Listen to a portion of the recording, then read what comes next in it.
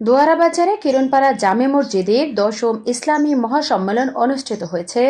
ছাতক দোয়ারাবাজার উপজেলা প্রতিনিধি মোহাম্মদ আবু বকর জানায়, সুনামগঞ্জের দোয়ারাবাজার উপজেলার বাংলাবাজার কিরণপাড়া জামে মসজিদে দশম বার্ষিক ইসলামী মহাসম্মেলনে অত্র জামে মসজিদের ইমাম মাওলানা নুরুদ্দিনের পরিচালনায় জামিয়া ইসলামিয়া কওমিয়া বালিউরা মাদ্রাসার মোহতামিম মাওলানা আক্তার হুসাইন ও আনিস আলীর সভাপতিত্বে সুমধুর কণ্ঠে আলোচনা পেশ করেছেন।